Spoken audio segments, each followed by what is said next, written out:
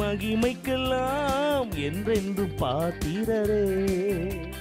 கர்த்தாவே மாட்சிமை நிறைந்தவரே, மகிமைக்கெல்லாம் என்றென்றும் பாத்திரரே. உந்தன் நாமம் உயர்த்திய பாடி ஆராதிப்பே, உந்தன் நாமம் உயர்த்திய பாடி ஆராதிப்பே. ஆராதனை ஆராதனை ஆராதனை ஆராதனை. இந்த நாமம் உயர்த்திய பாடி ஆராதிப்பே, உந்த நாமம் உயர்த்திய பாடி ஆராதிப்பே. மகத்துவமும் பேர் புகழும் உம் கரத்தில் இருக்கின்றதே, மகத்துவமும் பேர் புகழும் உம் கரத்தில் இருக்கின்றதே. எந்த மனிதனையும் மென்மைப்படுத்த உம்மால் ஆகுமே, எந்த மனிதனையும் மென்மைப்படுத்த உம்மால் ஆகுமே. ஆராதனை ஆராதனை ஆராதனை. எல்லாரும் பாடுவோம். ஆராதனை இந்த நாமம் உயர்த்திய பாடி ஆராதிப்பே, இந்த நாமம் உயர்த்திய பாடி ஆராதிப்பே. கர்த்தாவே நீர் மாட்சிமை நிறைந்தவரே, நீ மகிமைக்கெல்லாம் என்றென்றும் பாத்திரரே. கர்த்தாவே மாட்சிமை நிறைந்தவரே, துதி மகிமைக்கெல்லாம் என்றென்றும் பாத்திரரே.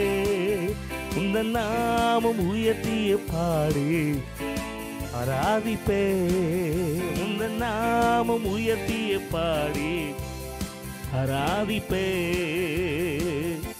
ஹல்லேலூயா. இந்த பாட்டு எத்தனை பேருக்கு தெரியும்?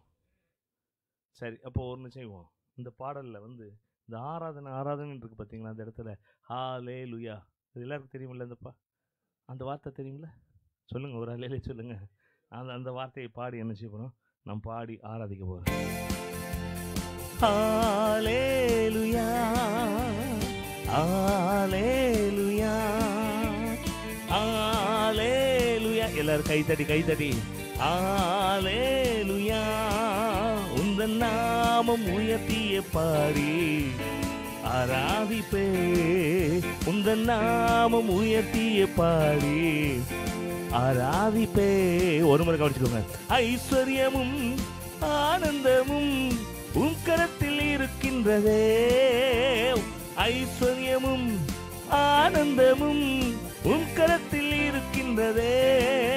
எந்த மனிதனையும் உயர்த்திடவே உம்மால் ஆகுமே, எந்த மனிதனையும் உயர்த்திடவே உம்மால் ஆகுமே. ஹல்லேலூயா ஹல்லேலூயா ஹல்லேலூயா ஹல்லேலூயா. உந்தன் நாமம் உயர்த்திய பாடி ஆராதிப்பே, உந்தன் நாமம் உயர்த்திய பாடி ஆராதிப்பே. கர்த்தாவே மாட்சிமை நிறைந்தவரே, துதி மகிமைக்கெல்லாம் என்றென்றும் பாத்திரரே. கர்த்தாவே மாட்சிமை நிறைந்தவரே, துதி மகிமைக்கெல்லாம் என்றென்றும் பாத்திரரே. உந்தன் நாமம் உயர்த்திய பாடி ஆராதிப்பே, உந்தன் நாமம் உயர்த்திய பாடி ஆராதிப்பே. ஹல்லேலூயா ஹல்லேலூயா ஹல்லேலூயா ஹல்லேலூயா. இந்த நாமம் உயர்த்திய பாடி ஆராதிப்பே, உந்த நாமம் உயர்த்தி பாடி ஆராதிப்பே. ஒரே நிமிஷம் எல்லாரும் 7 மணி இருப்போம். ஆண்டவருடைய சமூகத்தில் தகப்பனே, எங்களை முற்றிலுமா என்னுடைய கருத்தில் ஒப்பு கொடுக்குறோம். உம்மை நேசிக்கிறான்ப்பா. ஆமென் ஆண்டவர். இந்த நேரத்தில் எங்களை தாழ்த்தி தருவோம். Thank you father. ஓ காட், உம்மை நன்றியோடு ஸ்தோத்தரிக்கிறோம். உம்மால கூடாத காரியம் ஒன்று இல்லை தகப்பனே. ஹல்லேலூயா. Thank you Lord. ஹல்லேலூயா. எல்லாருக்கும் தெரிந்த பாடம். அன்பு கூறுவே இன்னும் அதிகமா ஆராதிப்பே, இன்னும் ஆர்வமாய் உம்மில் அன்பு கூறுவே, இன்னும் அதிகமா ஆராதிப்பே, இன்னும் ஆர்வமாய் உம்மை முழு உள்ளத்தோடு ஆராதிப்பே, முழு வேலத்தோடு அன்பு கூறுவே. ஆராதனை ஆராதனை ஆராதனை ஆராதனை ஆராதனை ஆராதனை ஆராதனை ஆராதனை அன்பு கூறுவே, இன்னும் அதிகமா ஆராதிப்பே, இன்னும் ஆர்வமா உம்மில் அன்பு கூறுவே, அதிகமா ஆராதிப்பே, இன்னும் ஆர்வமா உம்மில் முழு உள்ளத்தோடு ஆராதிப்பே, முழு வேலத்தோடு அன்பு கூறுவே.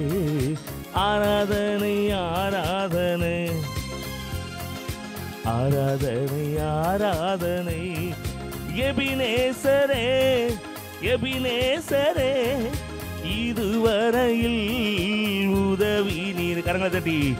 எபினேசரே எபினேசரே, இதுவரையில் உதவி நீரே, இதுவரையில் உதவி நீரே.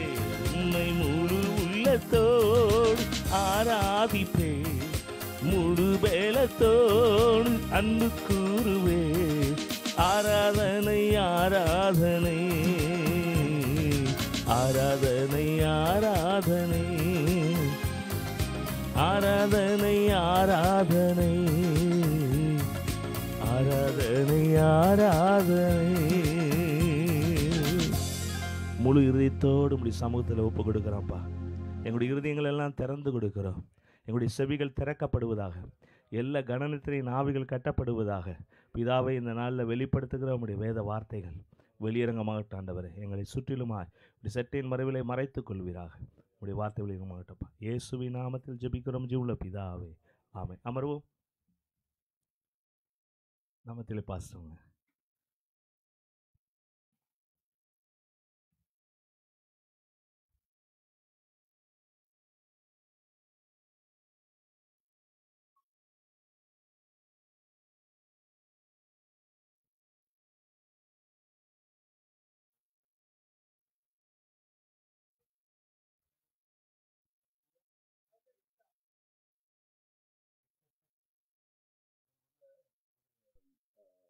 பிரசங்கம் பண்ண போனாங்க. அவங்களுக்கு அவங்க மொழி தெரியாது, இவங்களுக்கு இவங்க மொழி தெரியாது. அப்ப இவங்க எப்படி பேசினாங்க அப்படின்னா ஆமேன்னு சொல்லி பேசினாங்க. ஆமேன் ஆமேன் ஆமேன் ஆமேன் ஆமேன்.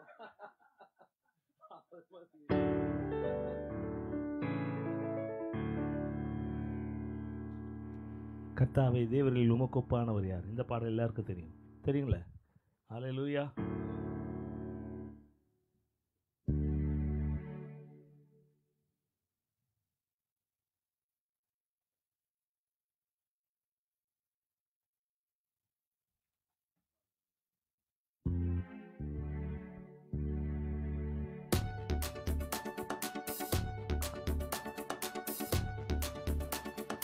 கர்த்தாவே, தேவர்களில் உமக்கொப்பானவர் யார்?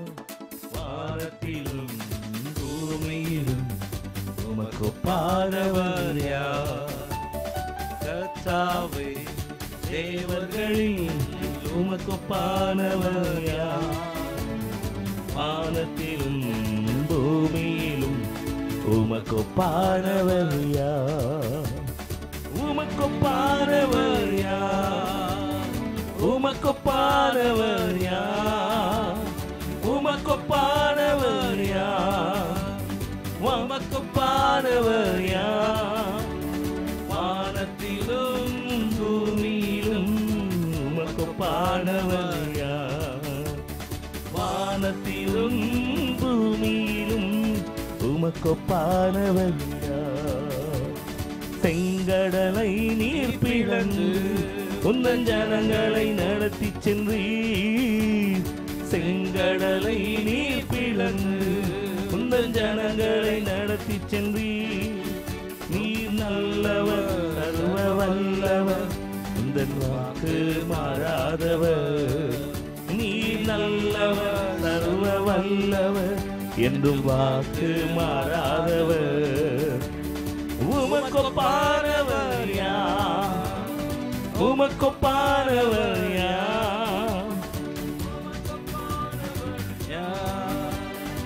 உமக்கொப்பானவர் யார்? வானத்திலும் பூமியிலும் உமக்கொப்பானவர் யார்? வானத்திலும் பூமியிலும் உமக்கொப்பானவர் யார்?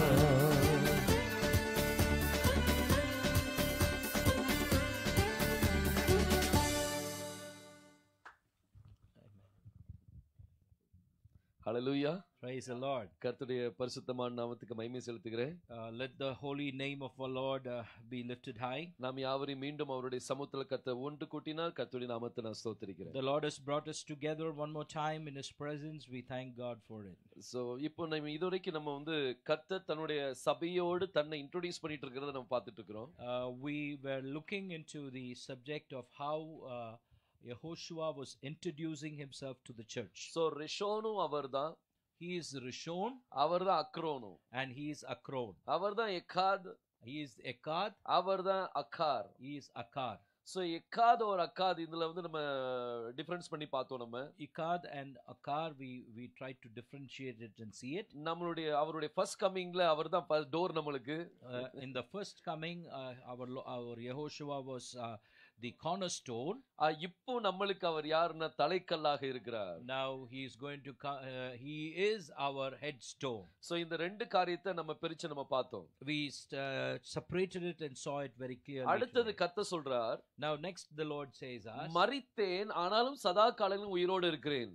I was dead and is alive. So இந்த மரித்தேன் அப்படிங்கிற இந்த வார்த்தைக்கு was dead and for the word dead, what is the Hebrew word? அதுக்கு மோத் அப்படிங்கிற வார்த்தை, இன்னொன்னு மாவேத் அப்படிங்கிற வார்த்தை அந்த உச்சரிப்பு வருது. You find two pronunciations that are moth and mavat. So இந்த ரெண்டு வார்த்தைக்குள்ள என்ன இருக்கு அப்படிங்கறத நம்ம பார்க்க போறோம். What are the two meanings or the words that are involved in it? எப்பவுமே நீங்க டீகோடிங் பண்ணும்போது, when you decode, அந்த வார்த்தையினுடைய பொருள் மாறக்கூடாது. The words reality or literal meaning should not change. அப்படி மாத்துனீங்கன்னு வைங்க, if you change those literal meaning, அப்ப இந்த மூணு எழுத்து எந்தெந்த வார்த்தைக்கெல்லாம் வருதோ, wherever these three letters come together, அதுக்கு எல்லாத்துக்குமே ஒரே மீனிங், ஒரே டீகோடிங் தான் நடக்கும். and in that one decoding only will happen. So அப்படி செய்ய கூடாது. You should not do like that. ஒரு வார்த்தையை நீங்க டீகோட் பண்ணும்போது, when you decode a word, அந்த வார்த்தையினுடைய மீனிங் மாறக்கூடாது. you should not change the meaning of that word. அந்த மீனிங் அதோடு கூட அட்டாச்டா இருக்கணும். The word the meaning has to be attached with that word. அப்போ அந்த டீகோடிங் நீங்க சரியா பண்ண முடியும். and that is when you can decode that word properly. இப்போ முர் அப்படிங்கற வார்த்தையை பார்த்தோம். now we saw the word mur. அந்த வெள்ளை போளத்தினுடைய மீனிங்கை நம்ம மாத்தல. we did not change the meaning of the word mir. அது அனாயிண்டிங்காக பயன்படுத்தக்கூடியது. this is a word which is used for anointing. so அந்த பொருள் மாத்தாமலே நம்ம டீகோட் பண்ணனும். if without removing the literal meaning, we should always do the decoding. so இங்கேயும் நம்ம அதுதான் பார்க்க போறோம். here also we are going to see the same thing. so மரணம் அப்படினு சொல்லும்போது மூணு எழுத்து வருது. when you see dead, there is three letters. ஒன்னு மெம் அப்படிங்கற எழுத்து. you'll find the letter mem. மெம் வந்து தேவனுடைய பிள்ளைகளை குறிக்குது. now mem designates God's children. Wow வந்து ஆணி. vav is nail. அடுத்து தாவ் வந்து cross. tav means cross. இந்த மூணு காரியங்கள் நம்மகிட்ட இருக்குது. There are three things that you will find here. இப்ப மரணம் அப்படின்னு சொல்லும்போது, When you talk about death, மரணம் ஒரு மனிதன் மரிக்கும் போது, a person when he dies, ஒரு வாசல் திறக்கப்படுது. a door is opened. ஒன்னு அவனுக்காக பரலோகத்தின் வாசல் திறந்திருக்கும், either the heavens door will be opened, இல்லாட்டி பாதாளத்தின் வாசல் அவனுக்கு திறந்திருக்கும், or the hell's door will be opened. பொதுவாவே Commonly, ஒரு மனிதன் மரிக்கும் போது, when a man dies, pastors எல்லாருமே பொய் சொல்ல வச்சிடுறாங்க. most of the time the pastors are forced to tell lies. ஆமா, அதாவது நல்ல குடிகாரனா இருப்பான். The person who died must be the world's greatest drunkard. மரிச்சு போன பிறகு, after he is dead, அவங்க குடும்பத்துக்கு சமாதானம் பண்ணும்போது என்ன சொல்லுவோம் அப்படின்னா, to show that tell about the condolences for the family, பண்ணும்போது நம்ம அவங்க கிட்ட சொல்லுவோம், நீங்க கவலைப்படாதீங்க, கர்த்தர் வரும்போது அவரோடு கூட வருவாங்க, அப்ப நம்ம எல்லாரும் சந்திப்போம் அப்படின்னு சொல்லுவாங்க. they do the statement which says that do not worry, don't be worried, when the Lord comes we all will meet together. So அது பொய்யா உண்மையா பொய்யா? You tell me, is it true or false? அது உண்மையாகவே பொய் தான். It is a true with a great false. நம்ம யாரும் அப்படி சந்திக்க போறது கிடையாது. Surely we are not going to see like that. ஒரு குடிகாரன் செத்தா அவனுக்கு நரகம் தான். If a drunkard dies, he is going to go to hell. அதனால தான் ஒரு தீர்க்கதரிசிக்கும் ஒரு பாஸ்டருக்குள்ள வித்தியாசமே அதுதான். That is the difference between a prophet and a pastor. ஒரு தீர்க்கதரிசி யாருடைய முகத்தையும் பார்க்க மாட்டாங்க. The prophet will never see anybody's face. அவங்களுக்கு நரகத்துக்கு போவானா நரகத்துக்கு தான் போவான், வேற வழி கிடையாது. The prophet, when he says, he either will say you will go to hell or you will go to heaven. இந்த ரெண்டுல ஏதாவது ஒரு காரியம் நடக்கும்.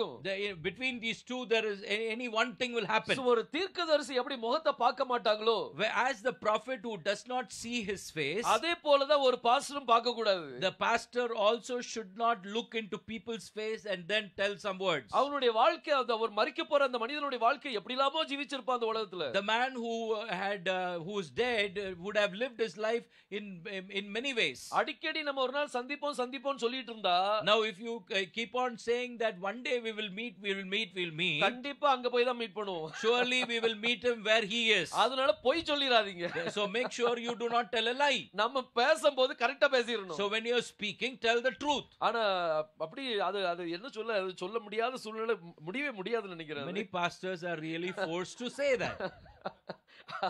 அது நடக்க முடியாத காரியத்தை சொல்லிட்டு இருக்கீங்களே நினைக்காதீங்க. Yeah, many of the times we get embarrassed and sometimes we are forced to tell like that. அப்படி நம்ம சொல்லும்போது நம்மளை எங்கயாவது ட்ரான்ஸ்ஃபர் பண்ணி போட்டுருவாங்க. And if we tell it that way, what happens most of the time, the pastor would be transferred. அந்த சபை அவங்களுக்கு பிரியமா இருக்காது. The church will sometimes won't even support that pastor. அவங்களை விரோதிக்க ஆரம்பிச்சிடுவாங்க. The pastor will be having a lot of enemy in the church. அந்த இருதயத்துக்கு ஏற்ற மேய்ப்பர்களை என்ன செய்யறாங்க, அவங்க தேர்ந்தெடுத்துக்கிறாங்க.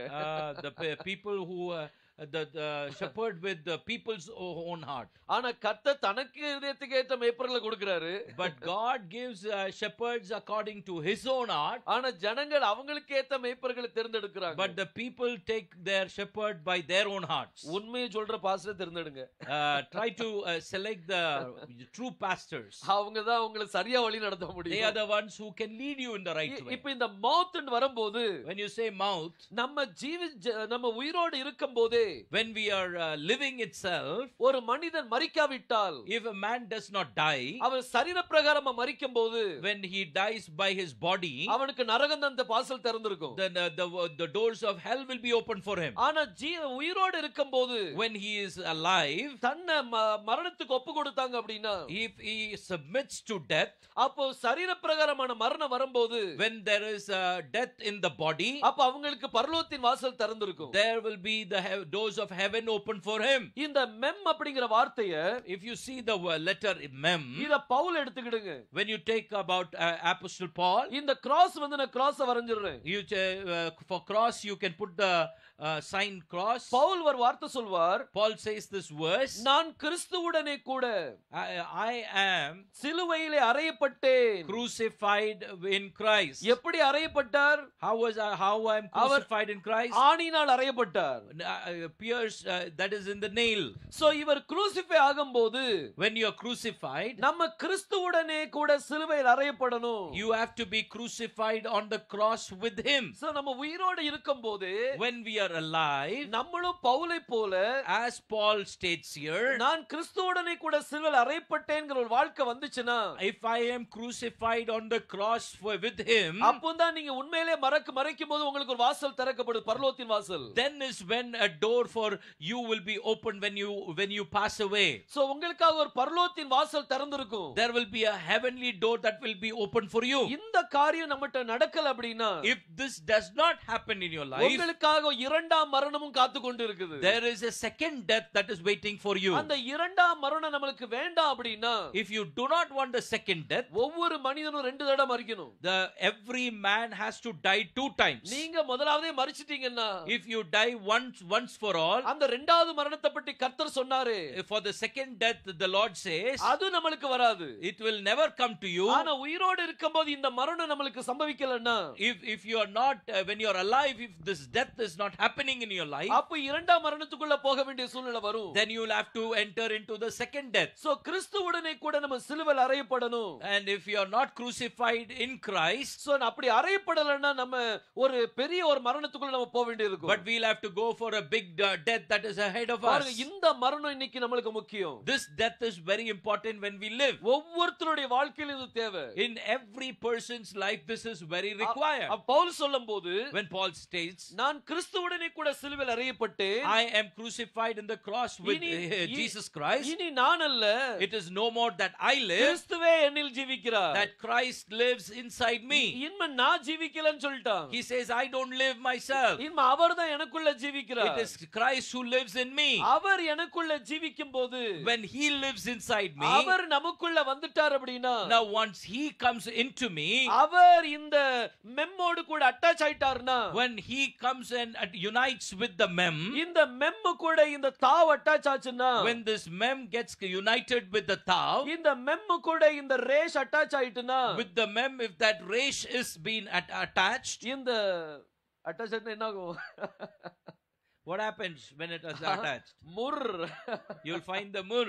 அங்க அந்த அக்கினி தொடும்போது, That fire when it touches you, அங்கதான் சுகந்த வாசனை வரும். that is when the sweet sour comes out. யெகோஷுவா சிலுவையில் இருக்கும்போது, Yehoshua, when he was on the cross, அவர் மேல ஒரு அக்கினி விழுந்துச்சு. there was a fire that fell upon him. அவர் ஒரு burnt offering. He went on as a burnt offering there. அவர் தகன பலியா இருக்கிறார். He became a burnt offering. அந்த தகன பலியா மாறணும் அப்படினா, When you have to become to have the burnt offering, சிலுவையில ஒப்பு கொடுத்த உடனே, when he sacrifices on the cross, அது தகனமாகிறதுக்காக, if you have to burn yourself, அங்க மேல இருந்து ஒரு அக்கினி இறங்கி ஆகணும். the fire has to come from above. இவருக்கு இந்த இயேசு கிறிஸ்து யெகோஷுவா இந்த உலகத்துக்கு வந்திருக்கும்போது, When Jesus Christ, Yehoshua, came to this earth, அங்க சாஸ்திரிகள் 3 gift கொடுத்தாங்க. and the wise men gave 3 gifts. அதுல ஒரு gift வந்து இந்த Moore. And in among those gift one gift was myrrh. இன்னைக்கு அந்த gift அவர் வாங்கும்போது, When he received that gift, அதுல நிறைய பொருட்கள் அடங்கி இருக்குது. there are many things that are involved in it. அவர் சிலுவையில தாகமா இருக்கேன்னு சொல்லும்போது, When he says on the cross that I thirst, அதே முர் தான் கொடுத்தாங்க. the same myrrh is what is given to him. அந்த முர் கலந்த அந்த திராட்சை ரசத்தை தான் கொடுத்தாங்க. They gave that myrrh mixed with wine. அந்த காடியை கொடுத்தாங்க. They gave that wine to them. பாருங்க, அவர் வாங்கல.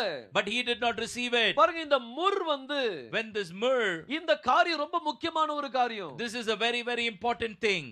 அவருக்கு அந்த gift கொடுக்கப்பட்டுச்சு. He also received the same gift. அவங்க ஏன் இந்த gift கொடுத்தாங்க அவங்களுக்கு தெரியாது. He doesn't know why they received the gift. ஏன்னா அவரே முர்ரா இருக்கிறார். Because he himself is a myrrh. அவருங்க சிலுவையில இருக்கும்போது, When he was on the cross, எப்போ அக்கினி வந்து தொட்டிச்சோ, how the fire came fell upon him, அவருக்குள்ள ஒரு சுகந்த வாசனை, there was a sweet sour that came out of him, அது நம்மளுக்கு ரட்சிப்பை கொண்டு வந்தது. and that brings salvation to all of us. Noah பலி கொடுத்தான். Now Noah gave a sacrifice, அது பலி கொடுத்த உடனே, and when he gave that அந்த sacrifice, சுகந்த வாசனை நுகர்ந்து, that sweet sour came out of it. தேவன் அதை நுகர்ந்து சொன்னார். And then when the Lord smelt it, he said, நான் இனிமே இந்த பூமியை அழிக்க மாட்டேன். now I will not destroy the earth. நான் இனிமே தண்ணினால் அழிக்க மாட்டேன்னு I will சொன்னார். not destroy the earth by water. அதே அதே போல In the same way, யெகோஷுவா அவருடைய சுகந்த வர்க்கத்தை அந்த வாசனை நுகர்ந்து, when Yehoshua's that smell, that sweet sour went unto heaven, அங்க அந்த ஸ்வீட் சவர் மேல போய் நமக்கு ரட்சிப்பை கொண்டு வந்துட்டு, when that sweet sour went up into heaven and that brought salvation to us, இன்னைக்கு நமக்கு ரட்சிப்பை கொண்டு வந்த ஒரு பேர் அது. and that is the name that gave salvation to each of us. இந்த மரணத்தோடு நம்ம அடிக்கப்படணும். We should be crucified to this death. நம்ம அவரோடு கூட ஒட்டப்பட வேண்டி இருக்குது. We need to unite with him. Songs of Solomon பாக்கும்போது, when you see in the book of Song of Solomon, யாருமே பிரசங்கம் பண்ண மாட்டாங்க. Many of them wouldn't even want to speak or preach out of the Song of Solomon. அது ரொம்ப கடினமான ஒரு காரியமா இருக்கும். Because there are a lot of difficult words and verses in it. அதுல அந்த மணவாட்டி சொல்வா, now the bride says this way, என்னுடைய மணவாளன் இந்த வெள்ளைப்போளத்துக்கு சமானமா இருக்கிறார். My bridegroom is just like the myrrh. அவரின் மார்பிலே சாய்ந்து கொள்வார். And he will lay on my breast. So இந்த வெள்ளைப்போளம் யாரு? Who is this myrrh? அவர் நம்மளுடைய மணவாளனும் வெள்ளைப்போளம் தான். He is our bridegroom. அவர் சிலுவையில இருக்கும்போது, when he is on the cross, அவர் அக்கினியால் அங்க பட்சிக்கப்படும்போது, the fire fell upon him. ஆவிக்குரிய அக்கினி அங்க தொடும்போது, when the spiritual fire came upon him, அங்க ஒரு சுகந்த வாசனை வருது. there is a sweet sour that came out of him. அந்த சுகந்த வாசனைக்கு ரட்சிப்பை கொண்டு வந்துட்டு நமக்கு. and that sweet sour brought salvation to the earth. இதே போல நம்ம ஒரு மரணத்தை சந்திக்க வேண்டி இருக்குது. and today we need to also face as one death. அந்த சிலுவையில நம்ம ஒப்புக்கொடுத்தோமானால், if we can surrender on that death on the cross, நமக்கு இரண்டாம் மரணம் கிடையாது. so we will not have a second death. பாருங்க, அதுல 10ஆம் வசனத்தை வாசிங்க. read the 10th verse. 11ஆம் வசனம். 11 ரெவலேஷன் 2ஆம் அதிகாரம் 11ஆம் வசனம்.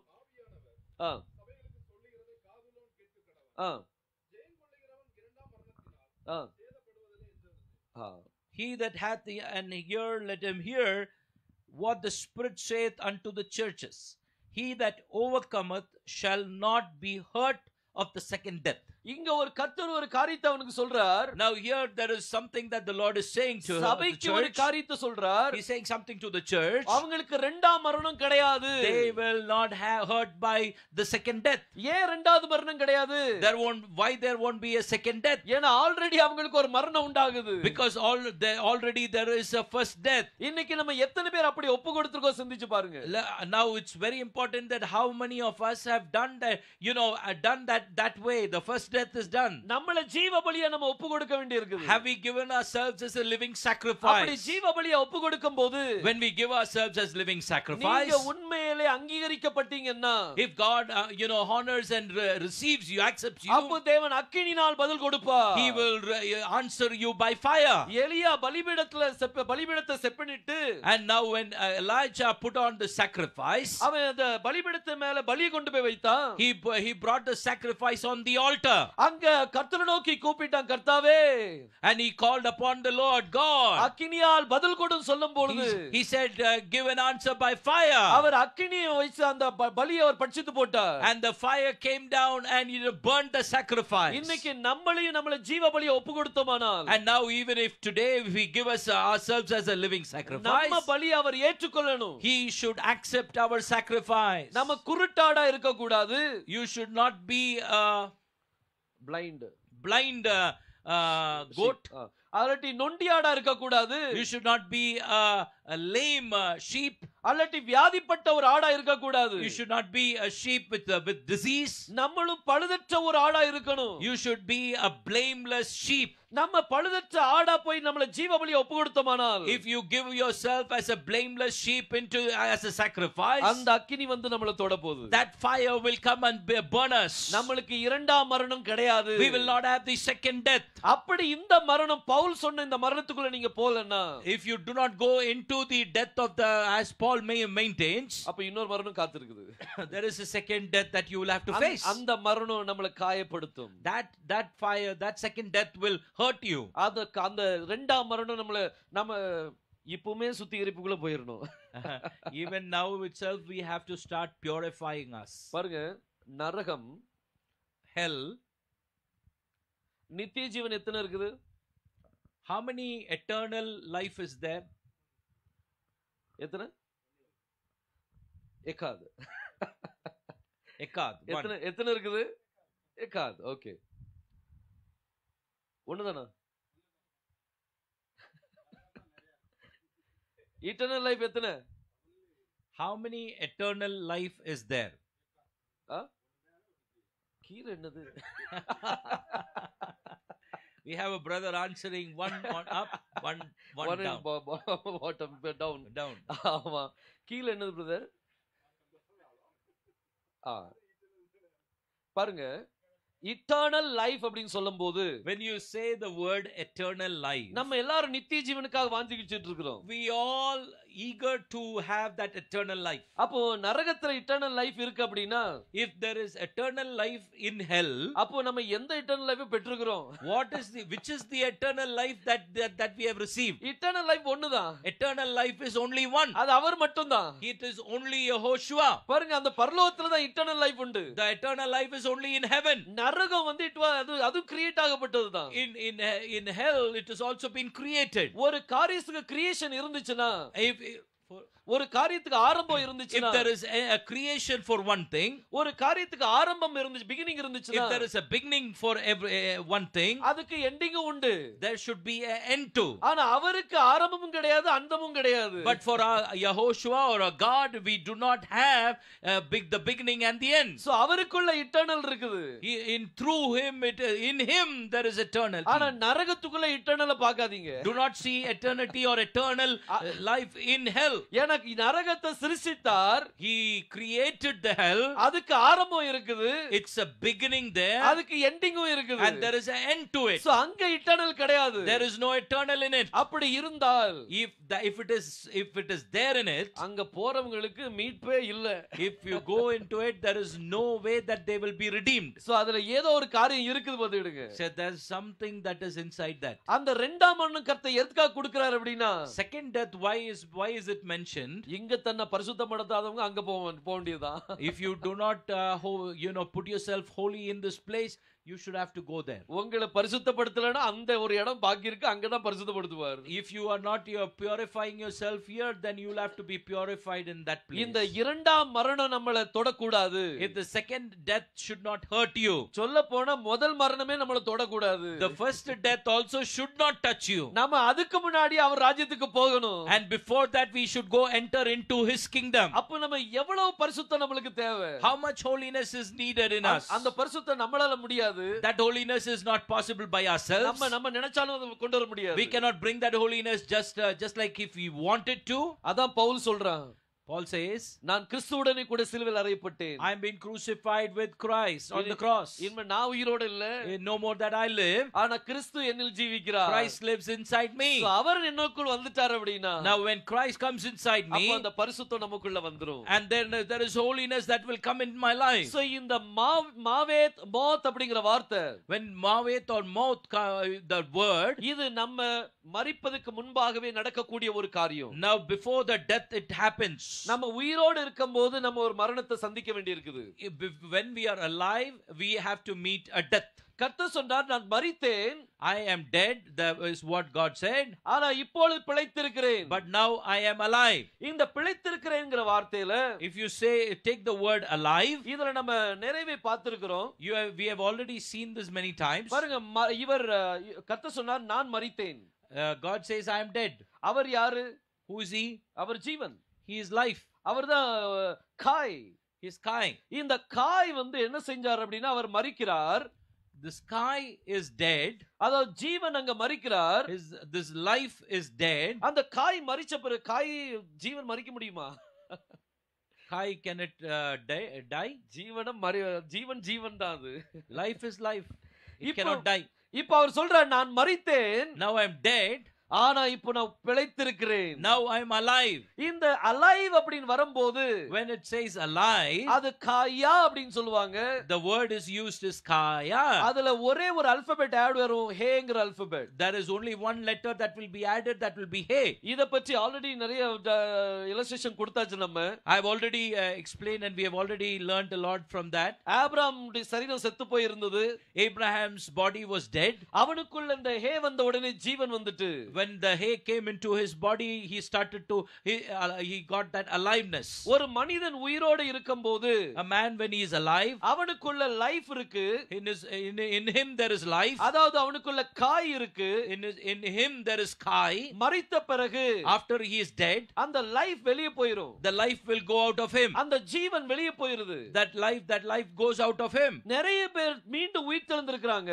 Now many of them have been resurrected. இப்ப லாசரஸ் உயிரோட வந்திருக்கான். Lazarus was resurrected. எலியா டைம்ல ஒரு சிறுவன் உயிரோட வந்திருக்கான். In Elijah's time there was this young man who rose up. Elisha டைம்ல ஒரு சிறுவன் உயிரோட வந்திருக்கான். Even in Elisha's time there was a child that was risen up. அப்படி உயிரோட வரும்போது When they come to alive, வெளியே போன life, what the life that went out, அது திரும்ப உள்ள வருது. it comes in again. அதாவது இந்த காய் திரும்ப உள்ள வருது. The kai comes inside. ஆனா திரும்ப உள்ள வரும்போது When that life comes inside, அந்த லைஃப் தனியா வராது. the life does not come alone. அது அதோடு கூட இன்னொரு ஆல்பபெட் சேர்ந்து வந்துரும். If within that life there is one more letter that comes in, அத நீங்க சேர்த்தீங்கன்னா காயா அப்படினு சொல்லி வந்துரும். that is the word. When you put it together, it's kaya. அப்ப மரித்தவன் உயிரோட வரணும்னா, For a dead to come alive, அவங்களுக்குள்ள ஹே வந்தாகணும். the hay has to come. சாராளுடைய கர்ப்பம் செத்து போய் இருந்தது. The Sarah's womb was dead. அந்த சாராய் வார்த்தைக்குள்ள ஹே வந்த உடனே, When the word Sarah, the hay came in, உள்ள வந்த உடனே அவளுக்குள்ள ஜீவன் வந்துட்டு, and that hay brought life into her. மரித்தவன் மரித்த கர்ப்பம் திரும்ப உயிரோட வந்துட்டு, The womb that was dead was now come to alive. So அந்த ஹே வந்து எவ்வளவு இம்பார்ட்டன்ட்ங்கறத நம்ம பார்த்திருக்கிறோம். Now we are seeing how important hay is. So அவர் மாவேத் ஆனார். Now he is Mavet. அவர் மாவேத் ஆனார். He was Mavet. அவர் இப்பொழுது காயா ஆயிட்டார். Now he is Kai. அவர் நமக்கு காயாவா இருக்கிறார். Now he is Kaya. காயா அப்படினா பிழைத்திருக்கிறார். Now Kaya means he is alive. அதே மாதிரி சிம்சோன் நீங்க பாத்தீங்கன்னா, Now you see Samson. அவன் 1000 பேரை அந்த கழுதின் தாடையில வச்சு அடிப்பான். Yeah, he kills 1,000 people with that the jawbone. அத அடிச்சு போட்டுட்டு இவனுக்கு ரொம்ப தாகம் உண்டாகும். Now when he kills the people, he becomes very thirsty. அவன் அவ்வளவு தாகம் உண்டாகும். When he becomes very thirsty, அவன் மரிக்க கூடிய நிலைமை ஆயிட்டு அவனுக்கு. now he is almost like a dead man. கர்த்தாவே நீ இவ்வளவு பெரிய ஜெயத்தை கொடுத்துட்டு நீ மரிக்கிறதுக்கா வைக்கிறீர் அப்படினு சொல்லி கேட்பான். Now he asks this question, giving me so much of victory, you are allowing me to be dead. கர்த்தர் அங்க ஒரு ஊற்றுக்கண்ணை திறந்து விட்டார். Now there was a spring that sprout from that place. அதுவும் நீங்க பாத்தீங்கன்னா இந்த ஜால இருந்து வந்துச்சுன்னு போட்டுருப்பான். And it says that it came from that jawbone. அந்த கழுதையின் தாடை எலும்புல அந்த தண்ணீர் நீரூற்று வந்துட்டு இருக்கும். And that spring came out from the jawbone. So கர்த்தர் கழுதைக்குள்ள இருந்தும் நீரூற்றை கொண்டு வர முடியும். God can bring the spring out of a jawbone. ஒரு நேரம் சமாரியா தேசத்துல ஒரு பெரிய பஞ்சம் உண்டாயிட்டு வருங்க. See, once there was a big famine in Samaria. அந்த டைம்ல அவங்க எல்லாரும் இந்த புறாவுனுடைய வேஸ்ட் இருக்குல அதெல்லாம் வாங்கி சாப்பிட்டுருக்காங்க. At that particular famine time, they used to take the waste of all those pigeons. அதே மாதிரி கழுதையினுடைய மூளையை சாப்பிட்டுருக்காங்க. And at that time even they have eaten the donkey's brain. அதாவது தலையை வாங்கி இருக்கிற தலைன்னா இப்ப மூளை தான் சாப்பிட்டுருப்பாங்க. Yeah, they would it's written like head, so maybe it should be the brain of the head. அப்போ இந்த கழுதைக்கு வந்து எந்த வேல்யூவுமே கிடையாது. So but the donkey, it has no value at all. அத சுமக்கிறதுக்கு தான் பயன்படுத்துவாங்க. They only want to carry things over the donkey. ஆனா அந்த கழுதையினுடைய மூளை எப்போ அவங்களுக்கு ஞாபகம் வருது? When do they remember about the donkey's brains? பெரிய பஞ்சம் வருதுல்ல, when there was a famine, அப்பொழுதுதான் கழுதையினுடைய மூளையினுடைய வேல்யூவே தெரிஞ்சது பாருங்க. they remembered the value of the donkey's brains. 300 சேக்கலுக்கு வாங்குனாங்க. They brought it for 300 shekels. அப்படிதான் நினைக்கிறேன், எனக்கு ஞாபகம் இல்ல, அவ்வளவுதான் வந்திருக்கும்னு நினைக்கிறேன். Yeah. பாருங்க 300 சேக்கல், கிட்டத்தட்ட 300 சேக்கலுக்கு வாங்குனாங்க. They got it for 300 shekels. அதே மாதிரி நம்மளுடைய மூளைகள் நம்ம எல்லாம் கழுதைகள் தான். Now we are all donkeys. நம்மளுடைய வேல்யூ யாருக்கும் இப்ப தெரியாது. Now many of them do not know the value of this donkey. ஆனா பஞ்சம் உண்டாகும் பாருங்க. There will be a time there when we will have famine. அன்னைக்கு தான் அந்த கழுதையினுடைய மூளையினுடைய வேல்யூ தெரியும். Then only donkey like us will be valued. Value of the brain value ஆகும். The value of the donkey of the brain will be valued. value. அதனால இப்போ இனி யாரும் மதிக்க மாட்டாங்கன்னு சொல்லி நினைக்க வேண்டாம். Never ever think that nobody is even bothered to think about me. ஒரு பஞ்சம் உண்டாகும் போது அதனுடைய வேல்யூ தெரியும். When there is a famine is when they'll know the value of a donkey. அதுவரைக்கும் அவங்களுக்கு தெரியாது. They will never know until then. அந்த டைம் உங்களை தேடுவாங்க. They will come in search of you. நீங்க ஓடி ஓடி ஒளிஞ்சு பாருங்க. You try to hide yourself. ஆனா உங்களை கண்டுபிடிச்சே தருவாங்க. They will try to find you.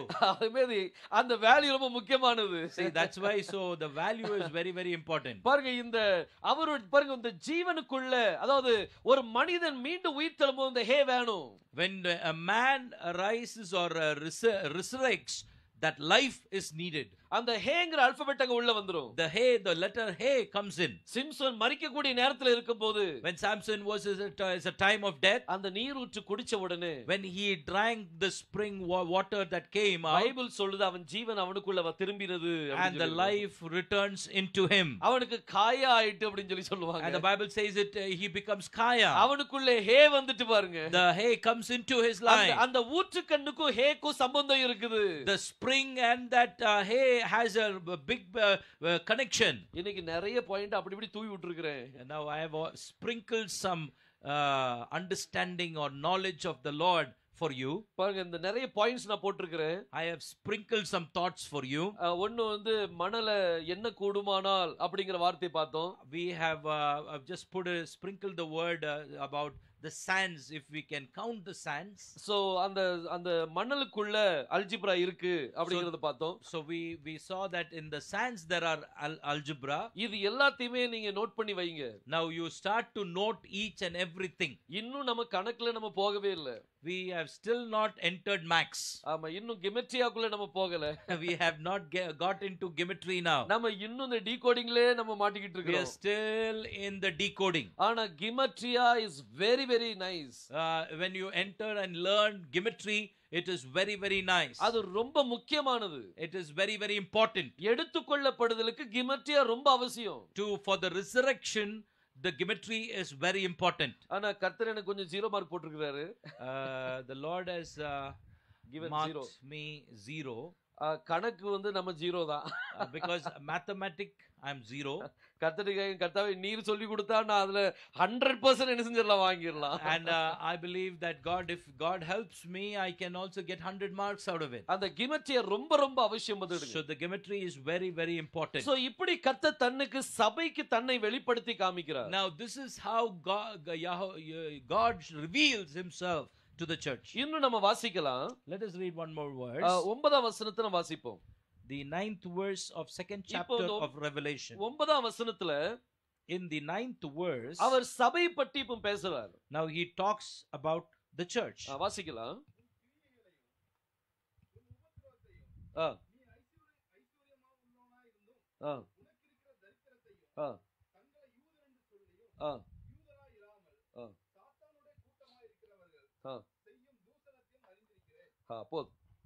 I know thy works and tribulation and poverty, but thou art rich, and I know the blasphemy of them which say they are Jews and are not, but are the synagogue of Satan.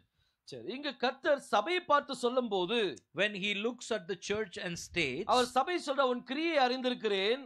He looks at the church and says, I know thy works, உன்னுடைய உபத்திரவத்தை அறிந்திருக்கிறேன், and also your tribulation. பாருங்க இத பாக்கும்போது when you see in this, இந்த சீன்ல நீங்க பாத்தீங்கன்னா கர்த்தர் சபையில அப்படி நடமாடி கொண்டிருக்கிறார். now he the Lord walks in the midst of this church. அவர் சபையை பார்த்து சொல்றாரு. Now he looks at the church and says, உன் கிரியை நான் அறிந்திருக்கிறேன். I know thy works. உன் உபத்திரத்தையும் பார்த்துட்டு இருக்கிறேன். I have also seen your tribulations. இவர் ஹெல்ப் பண்ண போலையா?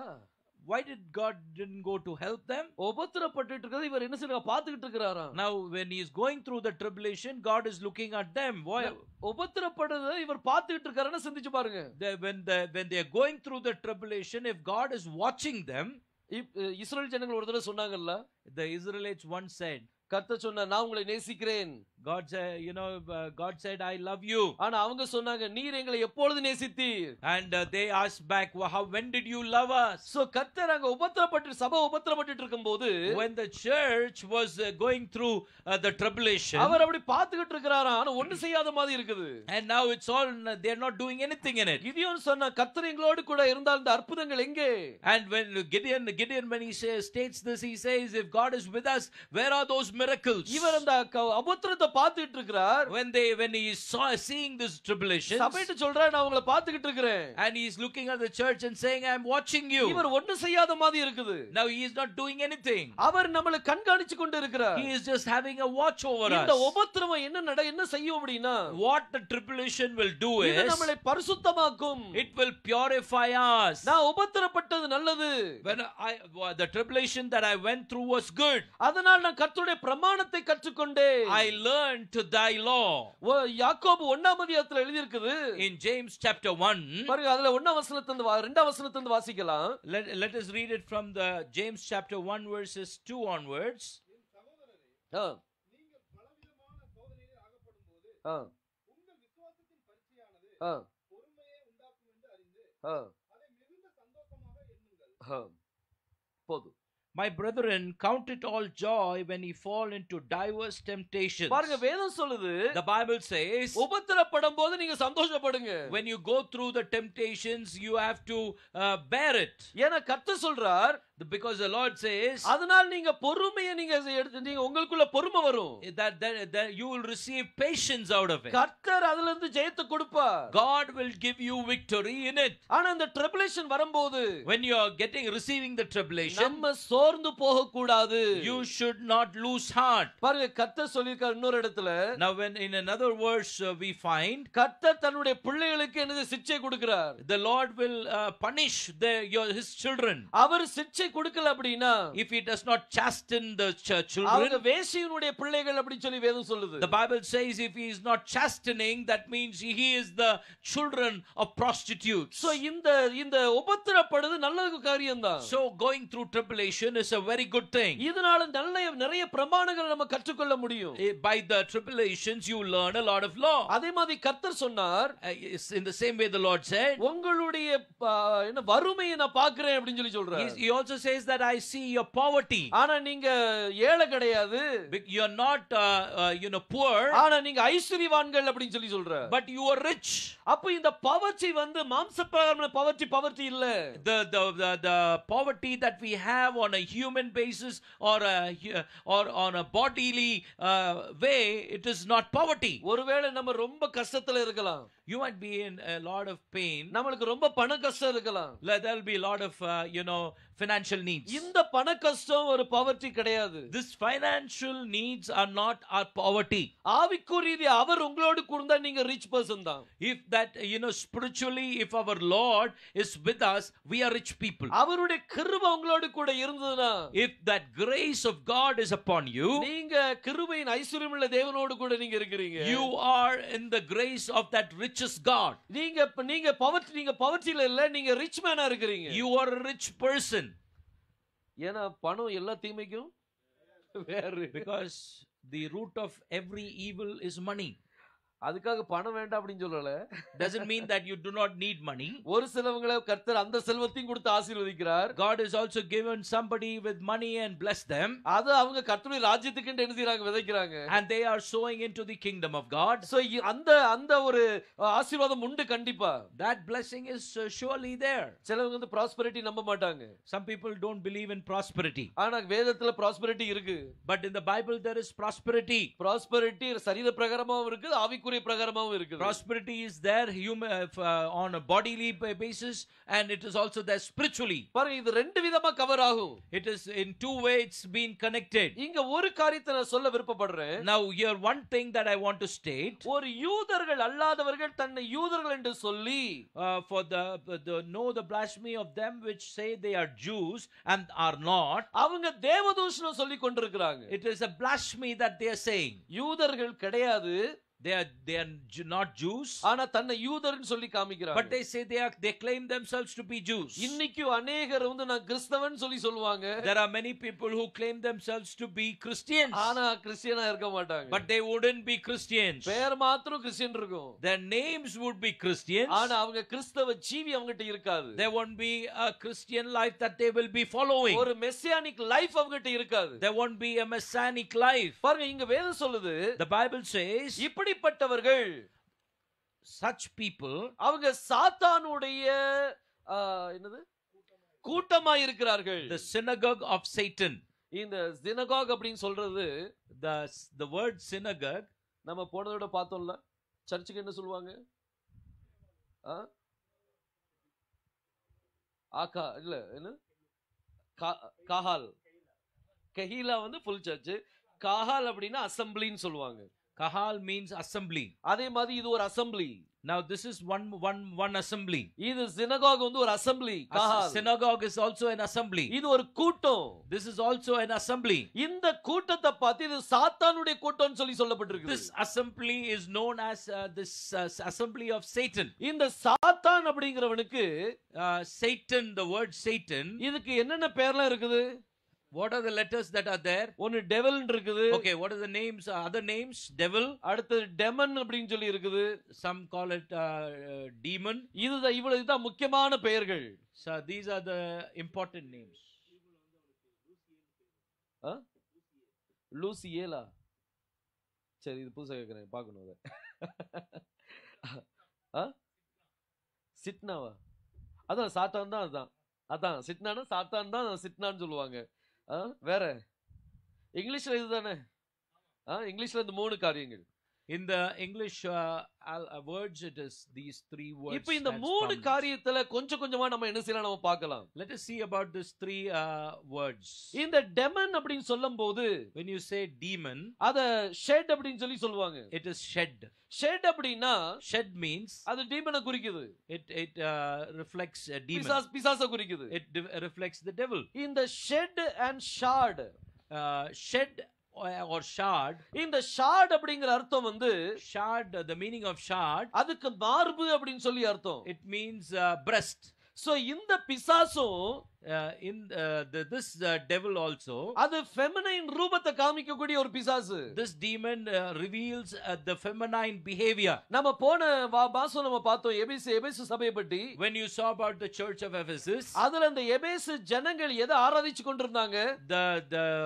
the church of Ephesus, or the place Ephesus, what they were worshipping, அவங்க டயானாவை வர்ஷிப் பண்ணிட்டு இருந்தாங்க. they were worshipping the goddess Diana. அந்த டியானால நீங்க பாத்தீங்க அப்படினா, when you see in Diana, அவளுடைய சரீரம் முழுசும் மார்பு, அதாவது பிரஸ்ட் இருந்த ஃபுல்லா பிரஸ்டா தான் இருக்கும். and the breast was like fully breast. So அப்படி அதாவது எல்லா வானராசிக்கும் நரிஷ் பண்ணக்கூடியவா அப்படினு சொல்லி அர்த்தம் அவளுக்கு. that means that she will be the nourishment, or she will be the provider for all of the people. So அதே போல அதே அர்த்தம் கொண்டது அந்த டெமனும். and the same meaning comes within the word demon. இது எல் ஷடாய் தேவனுடைய இது நக்கல் காமிக்குது பாருங்க. now it is also showing the reflection of El Shaddai. அவர் எப்படி எல் ஷடாயா இருக்காரோ, like how Yahweh is El Shaddai, அதே போல தன்னையும் ஷெட்டா காமிக்குது அது. now demon also reveals himself as shed. ஆனா இது அழிவின் வாசல். now but this is the door of destroying. இதுல ரெண்டே எழுத்து தான் உண்டு.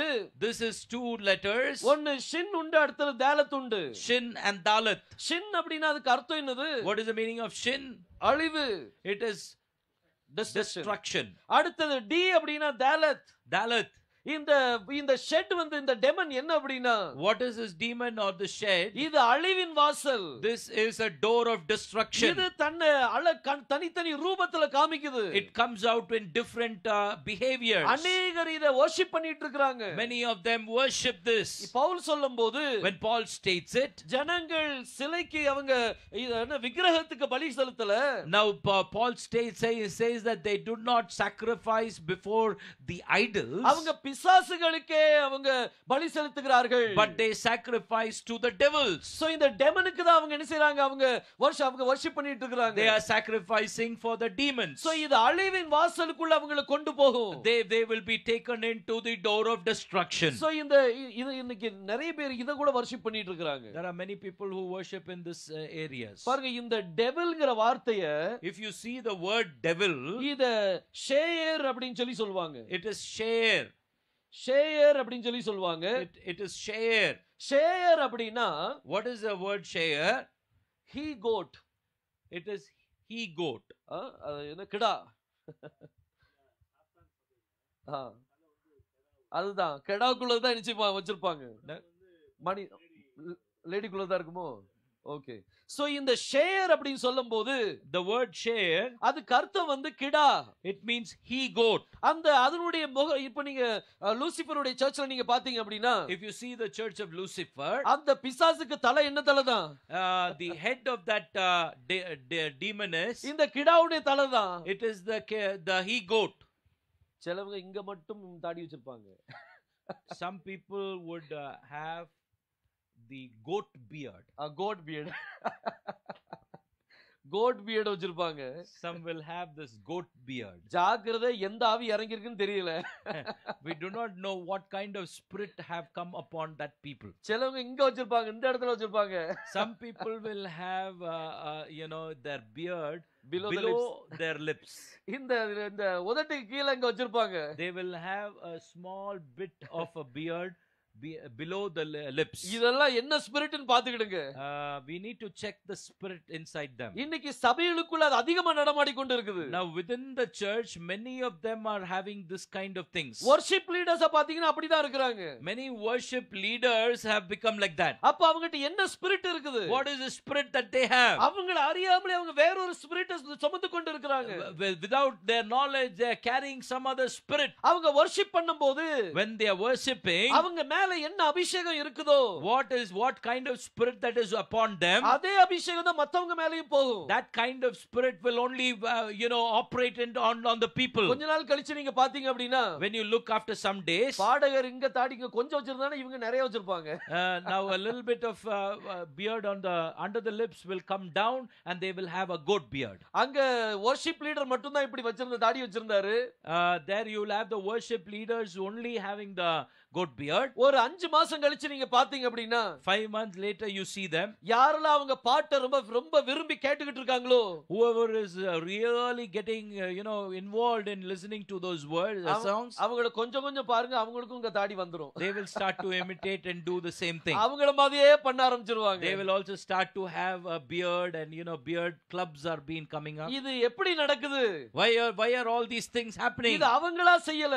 they are all not doing by themselves. அவங்களுக்குள்ள ஒரு anointing வருது. there is a spirit that walks inside them. அந்த anointing அவங்கள செய்ய வைக்குது. that spirit makes them to do that. இந்த ஷேயர் அப்படிங்கற வார்த்தையில, in the word share, அதுல மொத்தம் 4 எழுத்து உண்டு. there are 4 letters. அதுல முதல் எழுத்து ஷின், the first letter is shin, அதுக்கு அடுத்தது ஆயின், the second letter is ain, அடுத்தது யோத், அடுத்தது ரேஷ், and then resh. இந்த 4 எழுத்து சேர்ந்தது தான் ஷேயர். and the 4 letters together is share. இன்னைக்கு நம்ம பிசாசை பத்தி பார்த்துட்டு இருக்கோம்.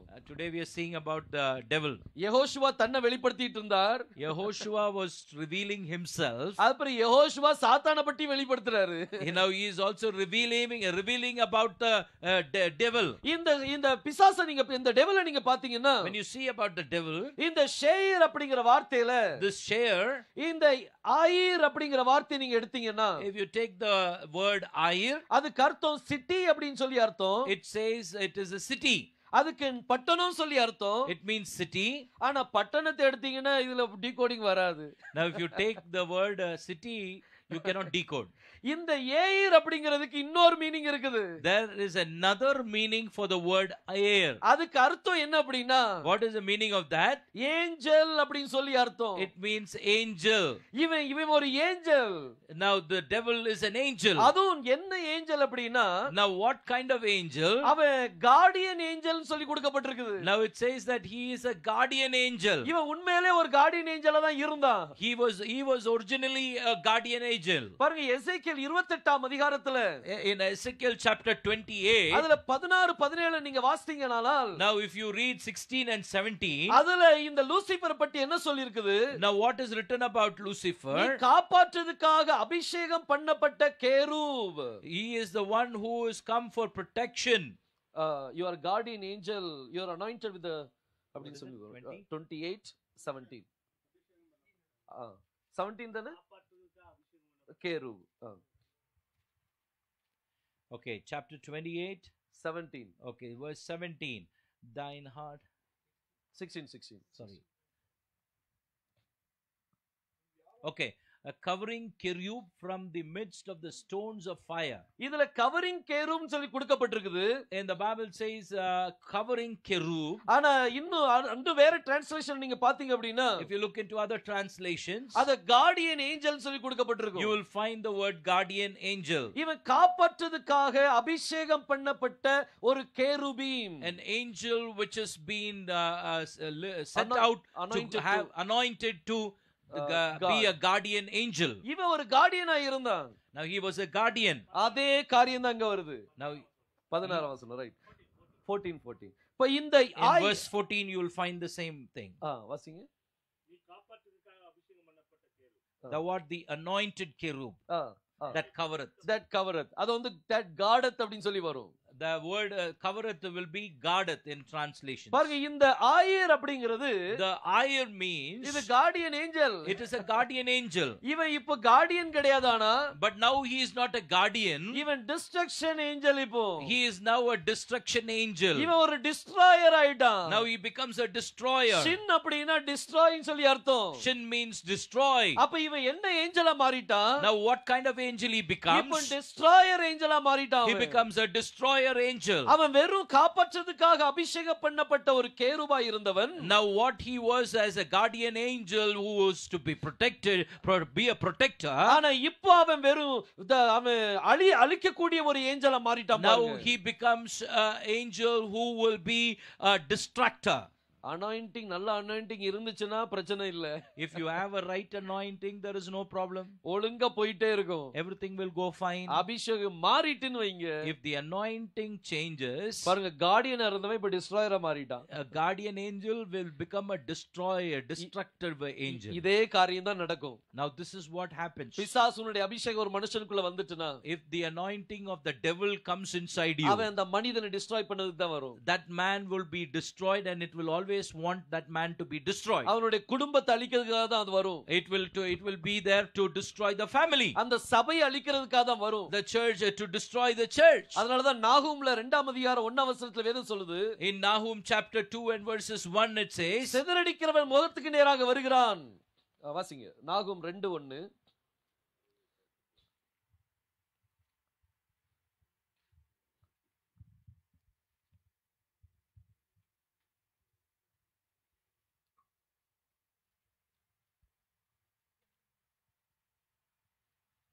Nahum 2:1 2ஆம் அதிகாரம் ஹாபகுக்கு முன்னாடி வரும். Yeah, he that dasheth in pieces is come up before thy face, and keep the Midian, which watch the way, make the loins strong, fortify the power mightily. தமிழ்ல வாசிங்க. சிதறடிக்கிறவன், he that dasheth in pieces, சிதறடிக்கிறவன் முகத்துக்கு நேராக வருகிறான். He that dasheth in pieces is come up before thy face. உன் அறை என்ன செய்ய? அரணை என்ன செய்யணுமா? காத்து நல்லா இருக்க கெட்டி வச்சுக்கிடணும். வழியை காத்துக்கொள்ளணும். அரண் இது ஃபென்சிங் அரணை காத்துக்கோ. அரண் ஃபென்சிங்கை நம்ம காத்துக்கொள்ளணும். பாருங்க வேதம் சொல்லுது, the Bible says, இந்த சிதறடிக்கிறவன் முகத்துக்கு நேராக வருகிறான். when this devil comes to destroy against our face, அப்படி வரும்போது உங்களுடைய அரனை நீங்க காத்துக்கொள்ளுங்க. so you need to protect your Midian. உங்களுடைய ஃபென்சிங்கை ஸ்ட்ரெngthen பண்ணுங்க. you need to cover your fence. உங்களுடைய அறையை நீங்க இருக்க கட்டிக்கொள்ளுங்க. you should tie your loins. ஏனா நீங்க ஒரு யுத்தத்துக்குள்ள போக போறீங்க. now you're going into war. அது மாம்சத்தோடு இரத்தத்தோடும் அல்ல.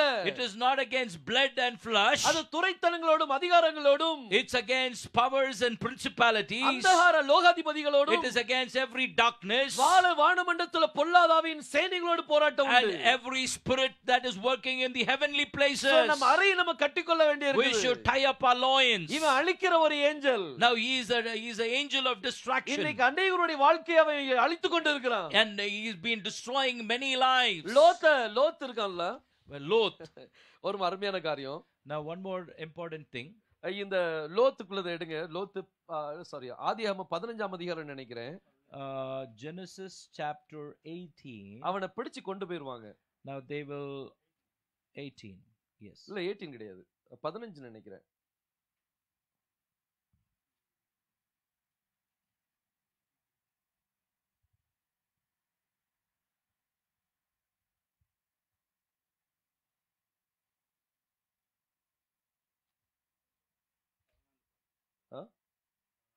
வாசிங்க.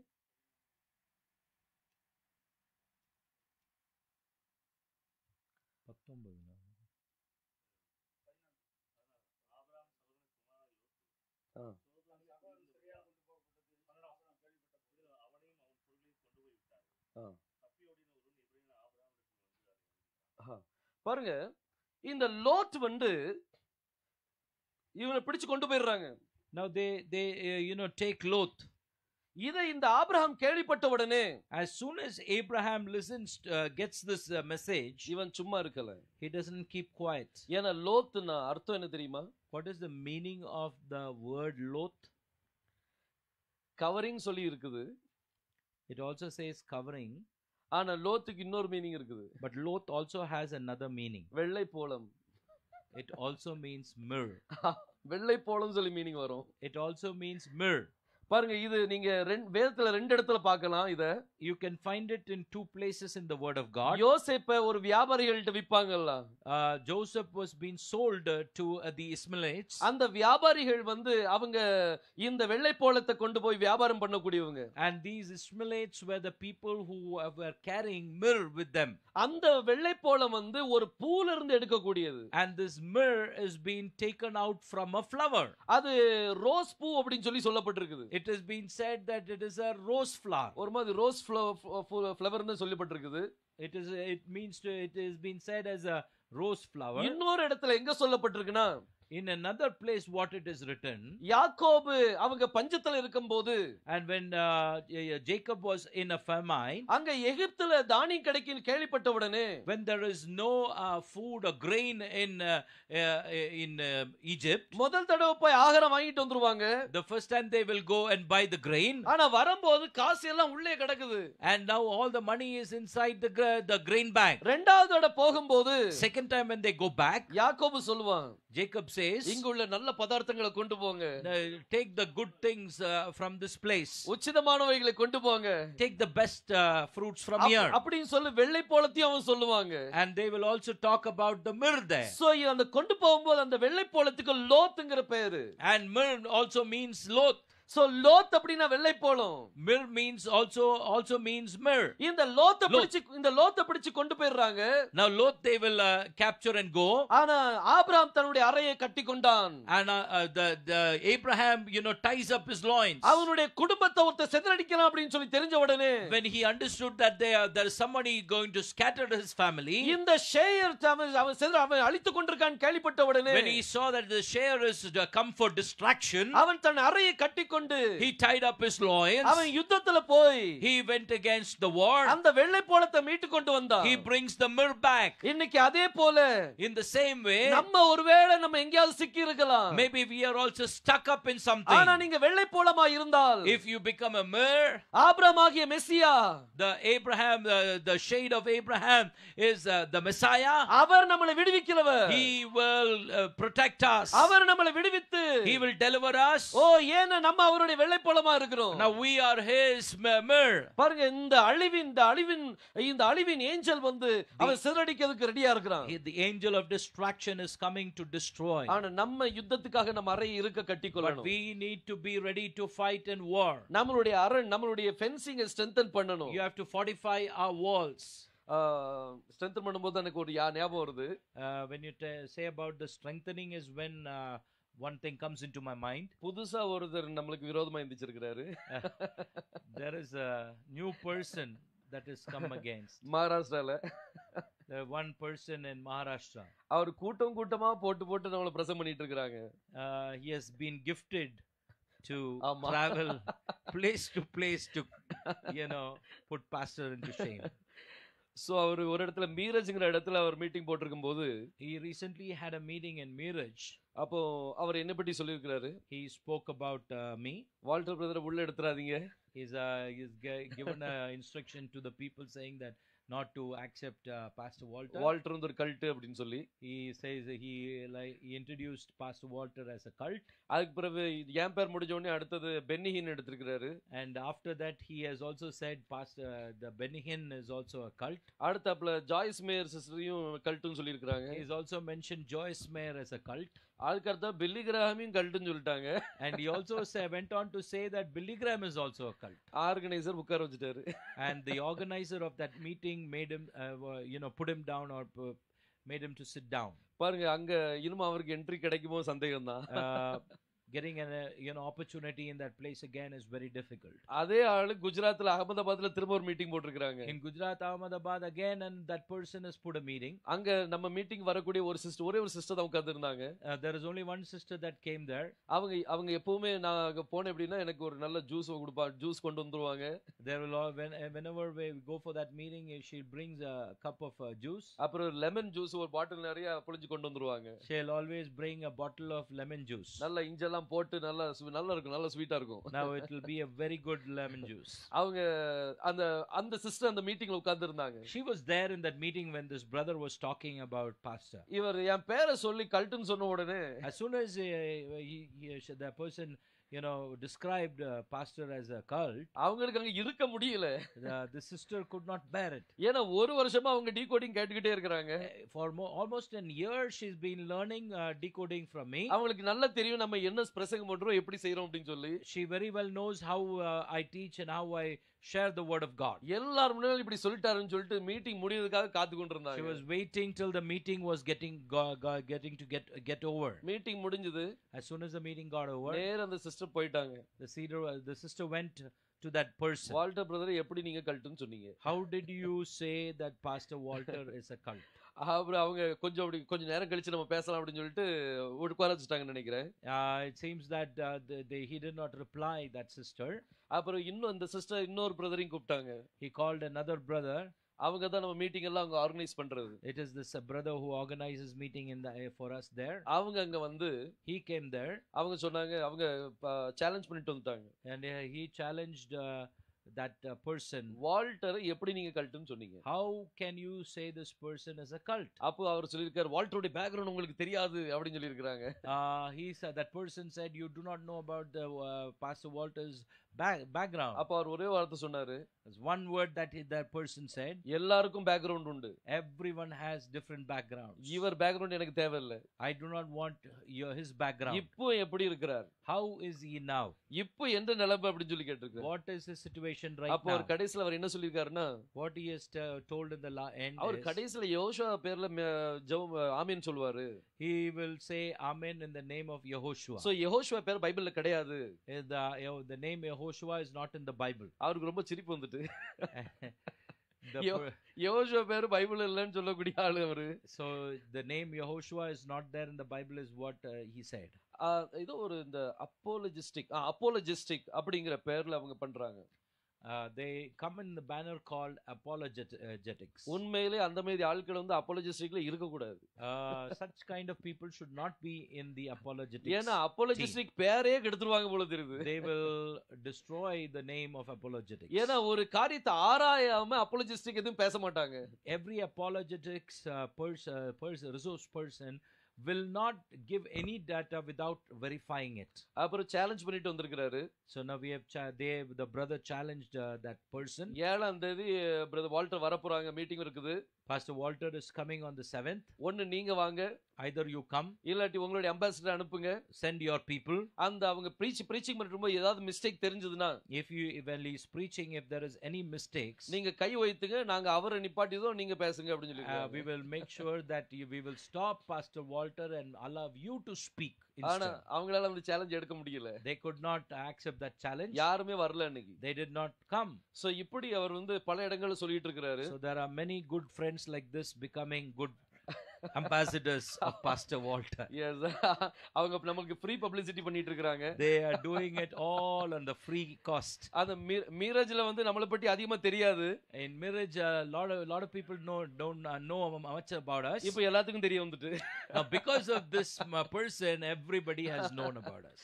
So இப்படி கர்த்தர் பெரிய காரியங்களை பெரிய பெரிய ஆட்கள் மூலமா செஞ்சிட்டு இருக்காரு. So God is doing great things by great people like great ambassadors who are having share inside that. Share inside.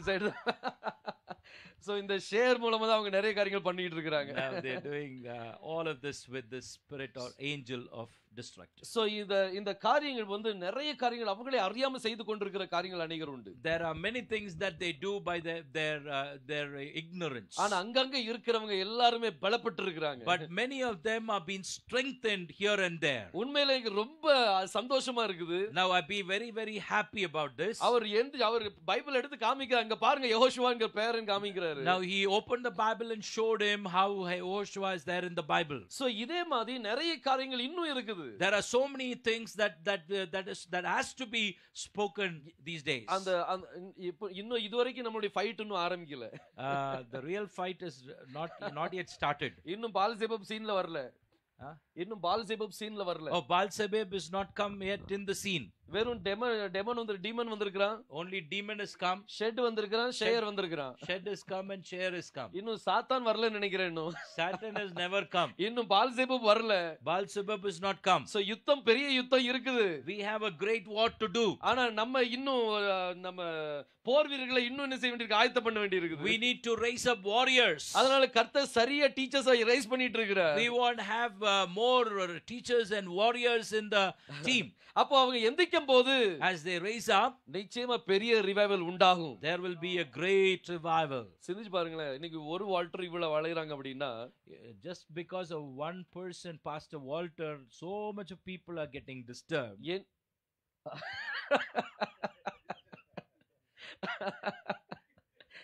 இப்ப நிறைய வால்டர் எந்திக்க போறோம் நம்ம. Now think about how many Walters will get up. What will be the situation? எல்லாரும் teach பண்ண ஆரம்பிச்சாச்சுன்னா, if everyone starts to teach the word of God, எந்த Walter தான் அவங்க நிப்பாட்ட போறாங்கன்னு தெரியல. which name will they try to put into shame? அவங்களால ஒண்ணும் செய்ய முடியாது. They will not be able to do anything. ஒரு மூட்டையை அப்படி நசுக்க பாத்தீங்கன்னா நிறைய மூட்டை எந்திக்கும். Now if you try to kill one bug, there will be many bugs. ஆமா, நிறைய எந்திக்கும் போது எடுங்க. சோ கர்த்தர் பெரிய காரியங்களை செய்வார். May the Lord do great things. இன்னைக்கு நம்ம ஃபுல்லா முடிக்க முடியல. Today we could not complete fully. இந்த ஸ்மிர்னா சபை இது முக்கியமான ஒரு சபை. The church of Smyrna is very very important church. So இந்த ஸ்மிர்னா, அதாவது இந்த வெள்ளை போலத்துக்கு ரெண்டு பேர் இருக்குது. For myrrh there are two words. ஒன்னு முர், இன்னொன்னு load. One is myrrh and another one is lot. இந்த ரெண்டு காரியம் அடங்கி இருக்குது. Now the two words are interlinked. So கர்த்தர் நம்மளை ஆசீர்வதிப்பாராக.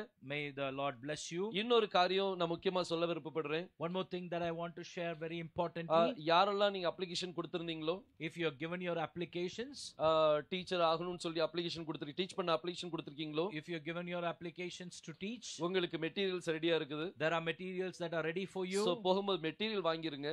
Receive your materials right now as soft copy. அப்புறம் soft copy or hard copy? Soft copy. Yeah. Soft copy வாங்கிடுங்க என்கிட்ட. You have a soft copy. அந்த soft copy நீங்க வேற should have a pen drive. இல்ல உங்க மொபைல்ல ட்ரான்ஸ்ஃபர் பண்ணிரலாம். Okay. மொபைல்ல ட்ரான்ஸ்ஃபர் பண்ணிரலாம். சோ நீங்க soft copy நீங்க வாங்கிடலாம் என்கிட்ட. You have to have a the soft copy is available. அந்த soft copy முக்கியமா நீங்க யார்ட்டையும் கொடுக்க வேண்டாம். Please do not give the soft copy to everyone. அது கொடுத்தாலும் அவங்களுக்கு புரியாது. Even if you give it, it is very hard for them to, even for us. Only teachers தான் அது புரிய முடியும். Only the teachers can understand it. எல்லாத்துக்கும் புரியாது. And it won't be useful if they don't know anything. So அது அவங்க வச்சிட்டு அப்படி ரஷ் ஆகுறத விட, Yeah, but it should not be, without any use. So அவங்களையும் நீங்க டீச்சர்ஸ் ஆக்குறதுக்கு நீங்க முயற்சி பண்ணுங்க. Let us encourage people to become good teachers. So உங்க மூலமா இன்னும் நிறைய டீச்சர்ஸ் என்ன செய்யணும் ஃபார்ம் ஆகும். Let there be many teachers that will raise through you. Identity கார்டுக்கு வந்து எனக்கு ரெண்டு போட்டோ 3 போட்டோ தான் என்கிட்ட வந்திருந்தது. There were only 3 photos that I come for ID so ID at least card. ஒரு 8 போட்டோ நமக்கு கிடைச்சதுன்னா நம்ம ஐடென்டி கார்டு உடனே பிரிண்ட் பண்ணி இருக்கலாம். If you have about 8 photos, 8 photos and above, we can do the ID card. So ஒரு சிலவங்க இப்போ சென்னையில உள்ளவங்க இன்னும் கொடுக்கல, பெங்களூர்ல உள்ளவங்க கொடுக்கல. So some of them who haven't given their ID cards here in Bangalore, in Chennai, பூனா, குஜராத்ல யாருமே போட்டோ இன்னும் கொடுக்கல. so many of them in Pune, in other parts, they haven't given their photos. So இன்னைக்கு 2-3 photo நமக்கு வந்துச்சு அப்படினா, if you receive some photos, போட்டோனா உங்க passport size photo கொடுத்துறாதீங்க. நாங்க உங்களுக்கு கிளிக் பண்ணிடுவோம். நாங்க உங்க போட்டோ எடுத்துட்டா நாங்க போட்டுறோம். we won't appreciate your passport size photo. ஏனா அத we want our pick. Yeah, we want to pick you. we want to pick you. put you into captivity. So இந்த காரியத்துக்காக நீங்க ஜெபம் பண்ணுங்க. போகும்போது நீங்க மெட்டீரியல்ஸ்லாம் வாங்கிட்டு போயிரலாம். Okay, you can, when you're going back, you can have all those materials with you. So அதுக்கு பிறகு நீங்க உங்களுடைய நீங்க ஸ்டடீஸ் நீங்க கொடுக்க ஆரம்பிச்சிடலாம். You can start doing your studies after that. next month நான் சேர்மன் கூட உட்கார்றேன். We will be sitting with the chairman of the university. 7ஆம் தேதி நாங்க சேர்மன் கூட உட்கார்றேன். You'll be sitting with the chairman. கர்த்தர் இந்த யுனிவர்சிட்டியோட டை அப் ஆக்கிரணும். You need to pray that we need to get tied up with the so university. கர்த்தர் நிச்சயமா அந்த காரியத்தை செய்வார்னு சொல்லி நான் விசுவாசிக்கிறேன். We believe that God will do this thing for us. யுனிவர்சிட்டியோட டை அப் ஆயிடுச்சு அப்படினா, once we get tied up with the university, நம்ம எத்தனை டீச்சர்ஸ் இப்போ பேர் கொடுத்திருக்கோமோ, how many teachers that have been given the names, எல்லாத்தையும் நான் என்ன சொல்லலாம்னா I have teachers already அப்படினு சொல்லி காமிச்சிரலாம். so we can tell that we have teachers with us. so அந்த மாதிரி கர்த்தர் நம்மளை ஆசீர்வதிக்கட்டும். May the Lord bless you. அடுத்த மாதம் நம்ம அடுத்த ஒரு சபை பற்றி நம்ம தியானிக்க போறோம். Next month we will be பெர்கமுஸ். But you didn't finish. முடிக்கணும். அத நம்ம இந்த சாத்தானை பற்றியும் பெயல்செபூ பற்றியும் நம்ம கண்டினியூ பண்ணுவோம். We will continue on Beelzebub, that is Satan. அவனுடைய முகத்திரையை கிழிக்கணுமே. We have to tear his face down. ஒரு தடவை சொப்பனத்துல நான் in my dream, அந்த பிசாசை அப்படி பிடிச்சு இழுக்கிறேன் வெளிச்சத்துல. I'm pulling the devil into the light. அப்படி இழுத்து வா உன் முகத்திரை கிழிக்கிறேன் பாரு அப்படி சொல்லி இழுக்கிறேன். I'm pulling the Satan down to the light to tear him down. so கர்த்தர் நிச்சயமா அந்த காரியத்தை செய்வார். God will surely do that for us. அவனும் கொஞ்சம் கோபத்துல தான் இருப்பான். He'll also be very angry. ஆனா ஒண்ணும் கவலை, நம்ம கூட யெகோஷுவா இருக்கிறார். We know that Yehoshua is with us. அவரோட பவர்ஃபுல். அவர் he is powerful more than him. உலகத்துல இருக்கிறவன உங்களுக்குள் இருக்கிறவர் பெரியவர். who is there in the world is greater is he in you. so அவர் நம்மளோடு கூட இருக்கிறார். He is with us. ஒரு தடவை சொப்பனத்துல கர்த்தர் என்னை அப்படி அவருடைய மடியில தோல் தைல அவருடைய மடியில தலையை வச்சுட்டு once he allowed me to lay my head on his thighs. தலையில அப்படி தடை விட்டுட்டு